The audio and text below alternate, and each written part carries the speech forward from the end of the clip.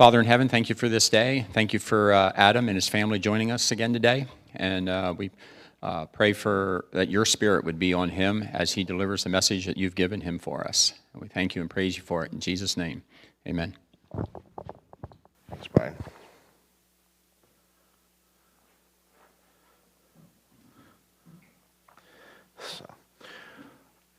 So I can now actually tell everybody why we weren't here last week. I had always said, well, they already had somebody lined up to preach because I didn't want DJ to know that his Christmas present was going to the Eagles game last Sunday. And so we were down there and had a great time. The Eagles forgot to show up, but other than that, we had a great time. It was not the best performance by them, but I hope you all had a great New Year's and a great holiday. I apologize you had to listen to Brian preach.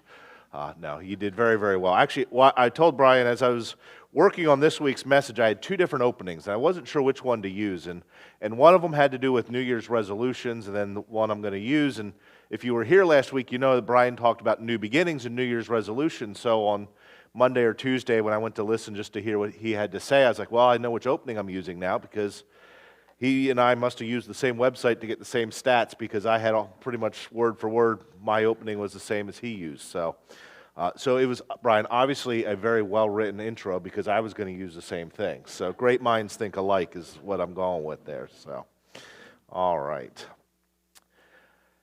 Has there ever been a time in your life where you took a little risk? You stepped out in faith and followed a course of action that you thought was best, but you knew there was some risk involved. Maybe it was a career move or something like that.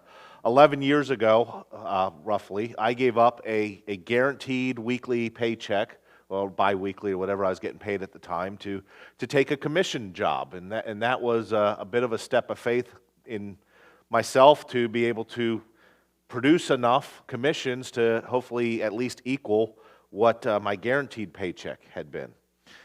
Guys, maybe you took a little risk at some point to buy a ring for your lady, hoping that when you gave it to her, she wouldn't hand it back to you and go, no thanks. Or ladies, when he offered you that ring, you're like, can I do better or should I take this? You know, I'm sure none of you ladies, just ladies in general, but actress Lucille Ball faced a similar situation. Back in the 1940s, you could hardly call her a movie star, although she had been in several movies at this point. She would often star in lesser quality movies, or what are known as B movies, but if it was an A movie, a top-of-the-line movie, she would be more or less relegated to a supporting role. She was not seen as somebody that could carry a top-of-the-line movie. She was certainly not the Tom Cruise or fill in the whatever big-name actor or actress you want to use at the time. In fact, her ability in these B movies led to her being nicknamed the Queen of the Bees. But then her fortunes started to change. In 1948, she landed the starring role in a CBS radio comedy called My Favorite Husband, co-starring Richard Denning. And the show was very, very popular, and so CBS wanted to move the show to television. But this is where Lucy had to take a little step of faith and take on a little risk. She was more than happy to do it, but she said, on the condition that my husband, Desi Arnaz, play my husband on the show. And the CBS executives are like, Cuban, band leader versus this all-American Lucy. The public would never believe that that's a believable couple. So they said no. And Lucy said, well, I'm not doing it without Desi. And so they made a deal. Lucy said, well, how about this? Desi and I are going to go and we'll perform a comedy act throughout the country and see how audiences react to us as a couple. And so CBS said, all right, go ahead and try that. So Lucy and Desi did a vaudeville tour across the country to kind of prove that audiences would accept them as a married couple. And it went so well that CBS agreed to cast Desi Arnaz as her husband in this newly revamped show that they were calling I Love Lucy. And then it came time for Lucy and Desi to take on another risk. See, they lived in Hollywood. Television shows were always filmed in New York at the time because most of the shows would be filmed live. Because technology being what it was very expensive to film tape shows on 35 millimeter film. And so CBS said, well, we need you guys to move to New York to do the show. And so they said, well, no, we don't want to do that. So they brokered a deal with CBS. They said, we will take a cut in pay to cover the extra costs of putting I Love Lucy on 35 millimeter film. The other advantage to this was now both coasts would receive the same high-quality image of the show. Because at the time, if you watch TV on the West Coast, most of the time what you were seeing is they would air the show for the East Coast, and then on the West Coast, they would basically have a camera pointed at a TV recording an image, and that image is what was shown on the West Coast. And if you've ever tried to record an image off the TV, you can imagine what that looks like. Even today with our HD and 4K TVs, the image quality isn't what it is. Just think of what a black and white image would look like. So CBS at the time is like, well, these 35 millimeter films, are costly, but there's no other than the initial showing, there's no real value to them. So when Lucy and Desi said, we'll take the pay cut, but in return, we will own the films after they air the first time. CBS is like, sure, what good are they going to do? TV reruns at the time didn't really exist. So they made the deal, and as you may know, I Love Lucy was pretty much an instant hit. It finished its first season as the third-rated television show on TV that year, and 4 of its next 5 seasons it finished number 1. In fact, it was so popular, there was an article in the New York Times towards the end of its run where I Love Lucy would cause problems for the New York City Water Department. Because during a commercial break of I Love Lucy, there were so many toilets being flushed, because everybody would run to the bathroom quick, that it was causing water pressure issues for the water department. But because it was recorded on 35 millimeter films that were owned by Lucy and Desi, they were able to rerun I Love Lucy as well, which increased its popularity. It also made Lucy and Desi money every time a rerun aired, every time they used one of those films. They used that fortune, plus their salaries from the TV show, to start Desilu Productions Company, which, among other things, would go on to produce the television show Mission Impossible and one of my all-time favorites, Star Trek. So that company, as it got larger, and the income off these films and their television salaries, made Lucy and Desi the first entertainment millionaires. In 1962, when Lucy and Desi's marriage ended, Lucy bought out Desi's shares of Desilu. And then in 1969, she sold Desilu for $17 million, which is the equivalent of about $140 million today. All off of taking a step of faith and these little 35 millimeter film recordings that CBS thought would have no value moving forward. So as you may have guessed, I want to talk about taking a little risk in our faith, or as I'm calling it, a step of faith today. And so I want to look at a couple examples of what happens when we listen to God and take a step of faith. During our Advent season, I had briefly talked about Noah, and most of us know the story of Noah and his ark. Think of the step of faith Noah had to take repeatedly, day after day, for the years and the decades it took him to build that ark. Every swing of the hammer, every hour building the ark was a step of faith. Yet he never wavered. He built the ark, and as a consequence was saved from the coming flood, as well as his family. The next example I want to dive a little deeper into takes place in Matthew 14. At the beginning of this chapter, John the Baptist, who is a cousin of Jesus, is beheaded by King Herod. Jesus is upset by this news, so he seeks solitude to pray. Despite looking for some peace and quiet, large crowds follow Jesus. So this leads to him performing the miracle of feeding the crowd of 5,000 with 2 loaves of bread and 5 fish. After this, Jesus still needs some quiet time since he's been, in essence, hounded by these crowds. So he instructs the 12 disciples to board their boat and start across the Sea of Galilee. So after a few hours of prayer time, he's ready to rejoin the disciples who are attempting to cross the sea in the middle of the night in the middle of a storm. And so we pick up the story in Matthew 14, beginning in verse 24. And the boat was already a considerable distance from land, buffeted by the waves because the wind was against it. Shortly before dawn, Jesus went out to them walking on the lake.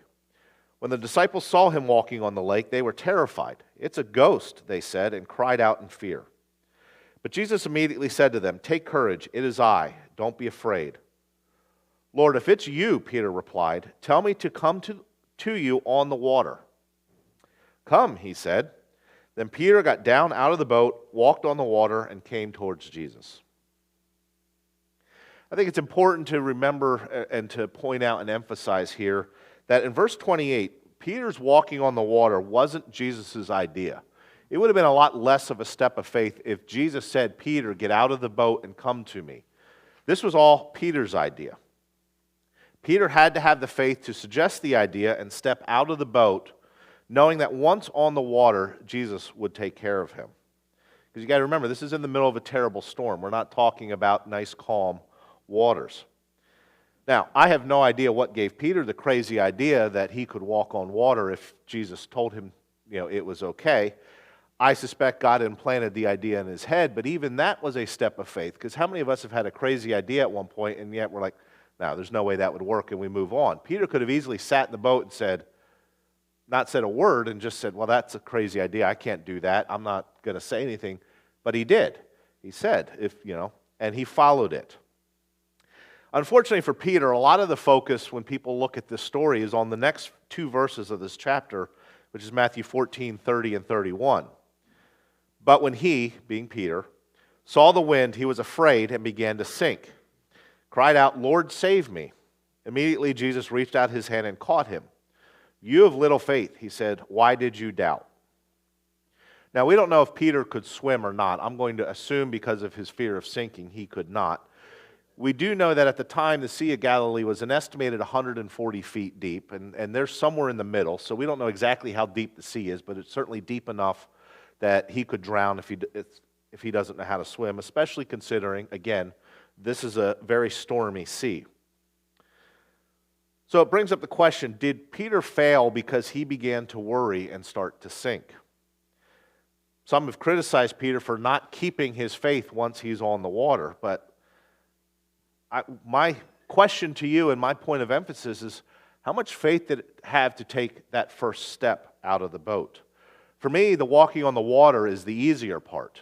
Actually getting out of the boat, that first step, is the hardest part of the journey.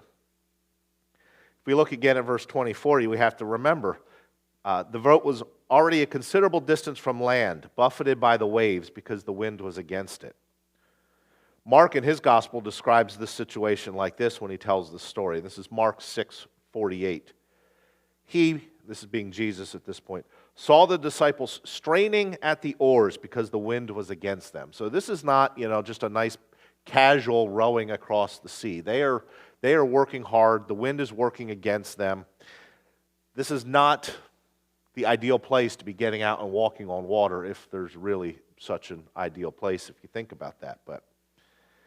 So if you're in a boat caught in a bad storm, big waves all around you, and you don't know how to swim, is your first thought going to be get out of the water or to get out of the boat and walk on the water? No, of course not. So Peter is not a failure because he starts to sink. He is the hero here because he's the only one that got out of the boat and walked on the water. My question has always been, what were the other 11 disciples doing?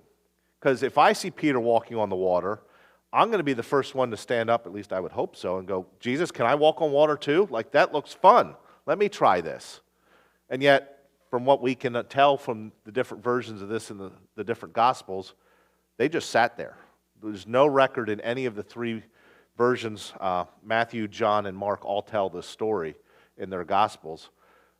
There's no reference to the other 11 doing anything at this point, so we can, I think, safely assume they just sat there.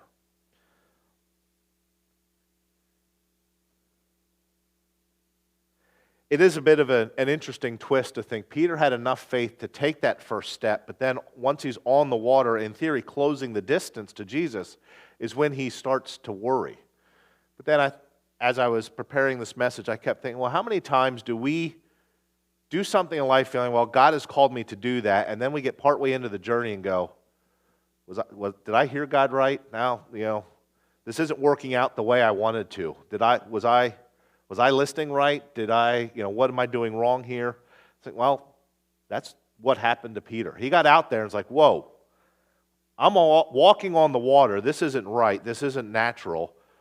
Jesus is close enough, he grabbed him quickly, so he's just a few steps away, and yet he starts to doubt. I thought, well, that's very human, very natural.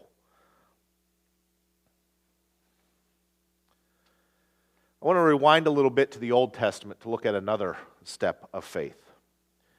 In this story, the Israelites are coming to an end of their 40 years in the desert. Joshua is now in command, having taken over from Moses. Standing between the Israelites and the Promised Land is the Jordan River. Now, has anybody seen the Jordan River in person? One? How would you describe the Jordan River? Okay. It was a river, yeah. Nowadays, the Jordan is a fairly calm river generally because Israel has built a dam on it, so it's not quite the wild river that it would have been in biblical times, especially when it was prone to flooding, which is the situation the Israelites find themselves in. They are facing a wild, raging, flooded Jordan River. And we're going to pick up the story here in Joshua 3, where God tells Joshua how the Israelites are to get across this flooded Jordan River. So this is Joshua 3, verses 13, 14, and 15. And as soon as the priests who were carrying the ark of the Lord of all the earth, set foot in the Jordan, its waters flowing downstream will be cut off and stand up in a heap. So when the people broke camp to cross the Jordan, the priests carrying the ark of the covenant went ahead of them. It was the harvest season, and the Jordan was overflowing its banks. Flooded, basically.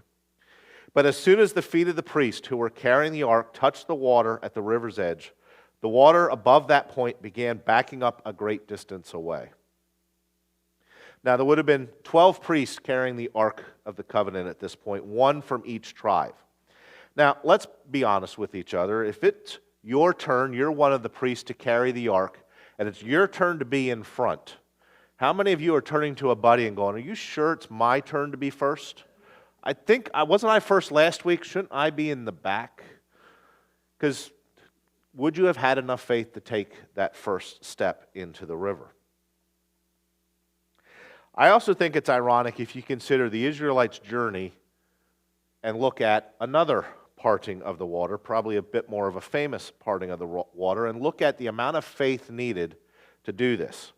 And of course, I'm talking about when God parted the Red Sea at the beginning of their journey, or their exodus from Egypt.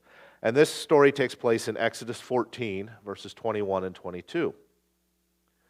Then Moses raised his hand over the sea, and the Lord opened a path through the water with a strong east wind. The wind blew all night, turning the seabed into dry land. So the people of Israel walked through the middle of the sea on dry ground with walls of water on either side. So at the beginning of their journey, God makes the first move. Moses raises his hand. God opens up the Red Sea for them. The wind blows all night, like it says in verse 21, and now they have a dry path to walk through. There's little to no faith there to do that. The path is already there. When we get to the end of the story, they have to make the first move. Their priests have to take that step into the water before the Jordan River is going to part. I think this demonstrates to us God expects growth out of us. The Israelites' faith had to grow enough that they were willing to take the first step into the Jordan River, whereas they didn't have to into the Red Sea. It may be the same thing for us. He may open a door for you first to do whatever he is calling you to do, but then later he's going to expect action out of you first. So what step of your faith are you at, and what step might God be asking you to take next? Andy Vanderbilt, and I apologize to him if I am not saying his name right, was born in the Netherlands in 1928. He spent World War II as a teenager hiding from the Nazis so he wouldn't be drafted into the German army, which had occupied the Netherlands. It wouldn't be until the early 1950s that he started to attend church and discovered God. Shortly thereafter, he committed his life to ministry and went to Scotland to study at the Worldwide Evangelization Crusades Missionary School in 1953. He understood his calling, and his step of faith was to support the church in the communist-controlled countries. In 1955, he took a government-controlled tour of Poland, but snuck away from the group to visit underground groups of Christian believers. On a second trip to Czechoslovakia, he saw that churches in these communist countries needed Bibles. In an interview later, he said, "I promised God that as often as I could lay my hands on a Bible, I would bring it to these children of his behind the wall that men built, to every country where God opened the door long enough for me to slip through." In 1957, he made his first smuggling trip across the border of a communist country, entering Yugoslavia with tracts, Bibles, and portions of the Bibles hidden in his blue Volkswagen.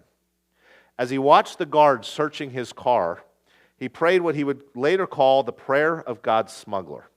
He said, "Lord, in my luggage I have scripture that I want to take to your children across this border. When you were on earth, you made blind eyes see. Now I pray you make seeing eyes blind.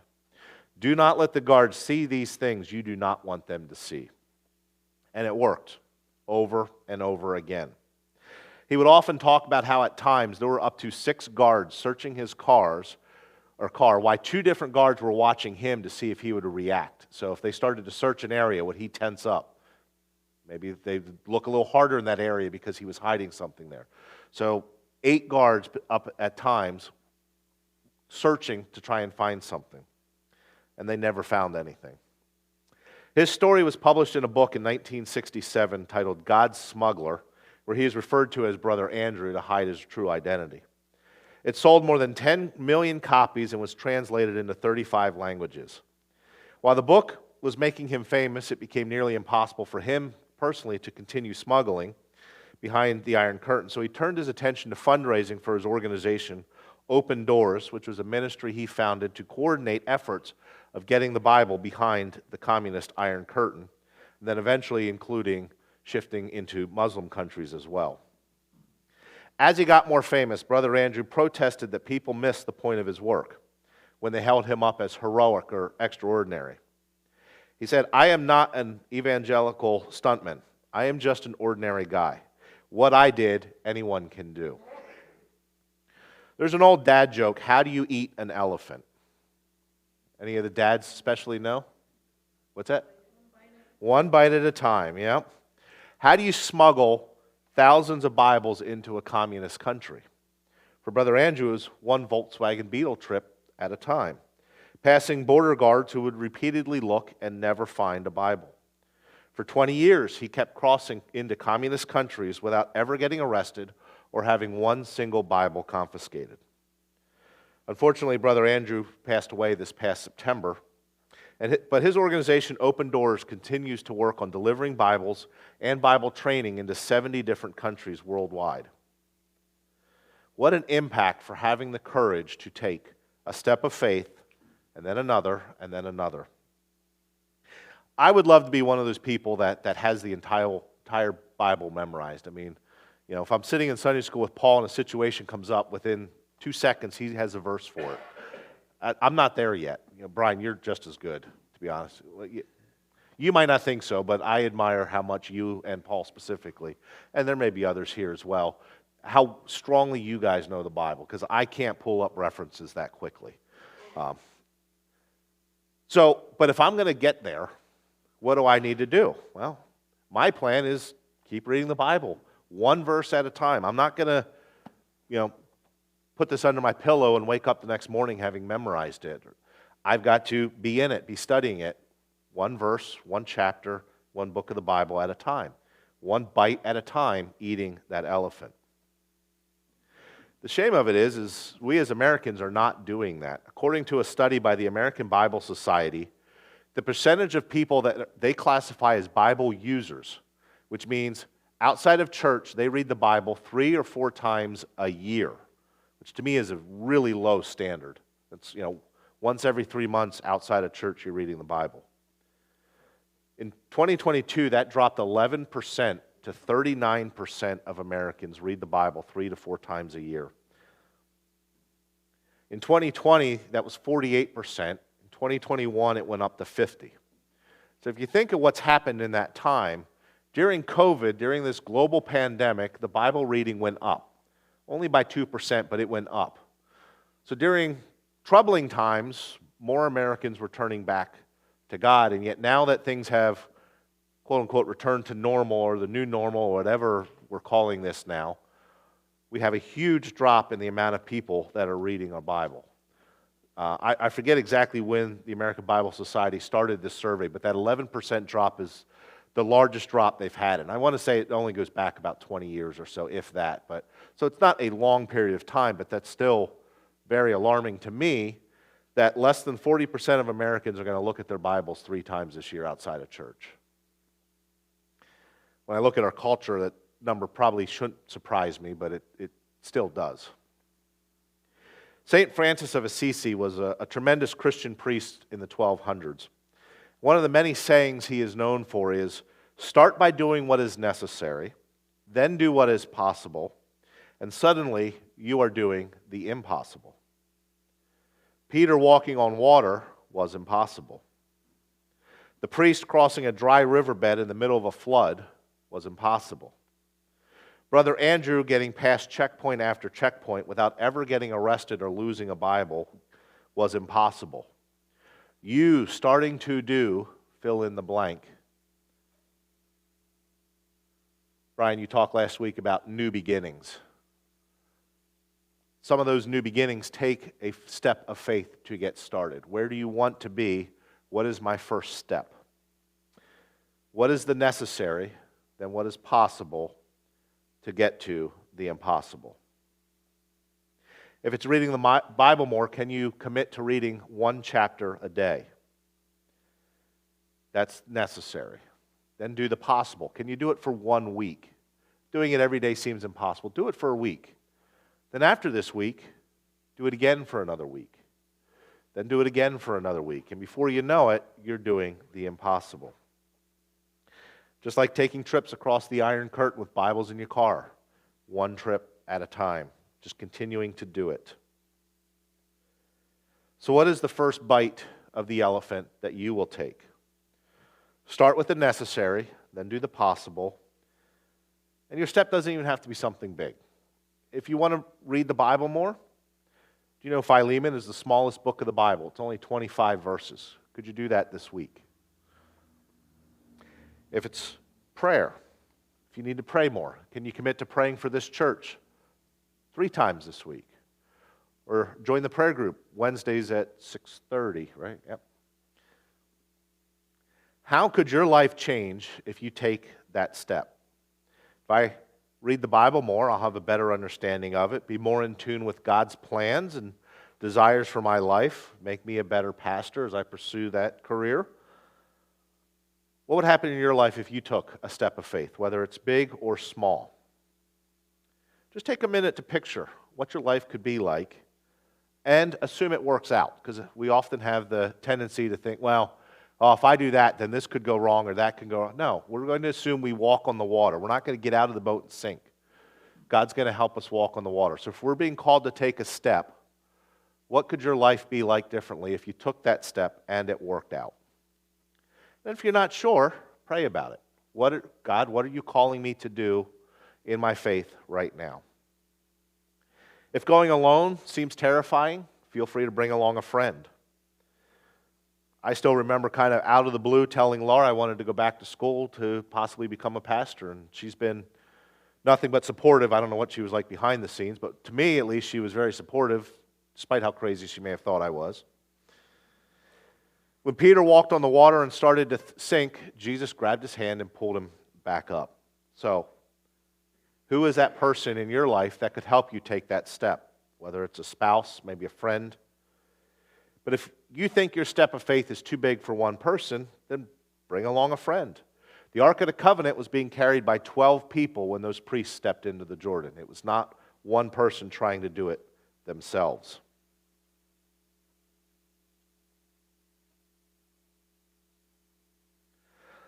I want to take a look at what the disciples did when Jesus and Peter get back into the boat. And this is Matthew 14, 32 and 33. And when they climbed into the boat, the wind died down.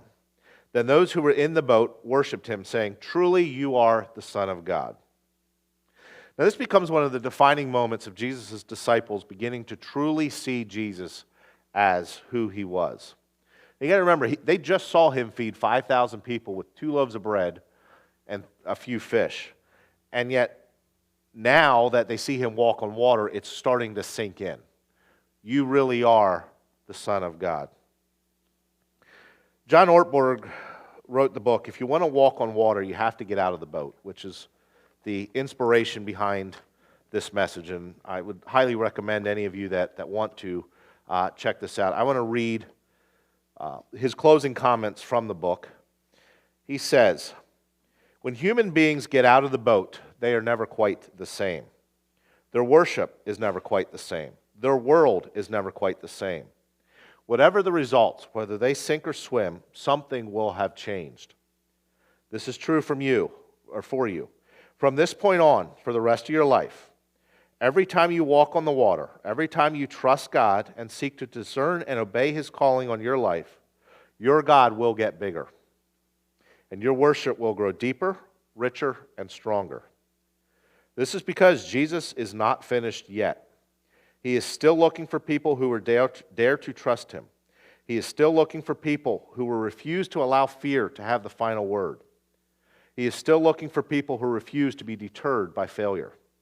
He is still passing by. And this is your one and only opportunity to answer his call. This is your chance of a lifetime. It is time to do something religious. Just remember one thing. If you want to walk on the water, you have to get out of the boat. And I will end with this quote from President Franklin Roosevelt. The only limit to our realization of today will be our doubts of tomorrow. I'm sorry, I said that back. The only limit of our realization of tomorrow will be our doubts today. He then finishes, let us move forward with strong and active faith. So don't let your doubts stop whatever steps you're being called to take. Let this week be the week you take your first or next step of faith and see where God can take you if you have, as President Roosevelt said, a strong and active faith. So I'm going to pray, and I'm going to include a blessing for the meal, and then Brian can come up with the benediction. Dear Heavenly Father, we thank you for bringing us together this week. We thank you for the opportunity and the freedom to worship you. Lord, I just pray that this week as we go about our lives, that we all can take that next step in whatever faith situation we are in to grow closer to you. It might not seem like we're doing something big like walking on the water or delivering Bibles to a closed country, but every step that we can take and draw closer to you is a good thing and will allow us to see better your plans for our lives. So I pray for everyone here, everyone watching at home, where we're at in our faith and where we could be in our faith in the future. So Lord, I also pray for the food that we are about to partake. Bless those that prepared it. Bless the food and the nutrients to our bodies this week and this day. Pray all these things in your name. Amen.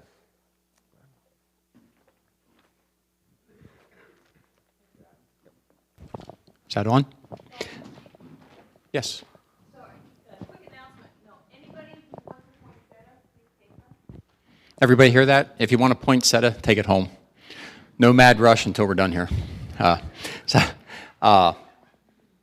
was great, Adam. I like that. It was a different twist on that, Peter getting out of the boat.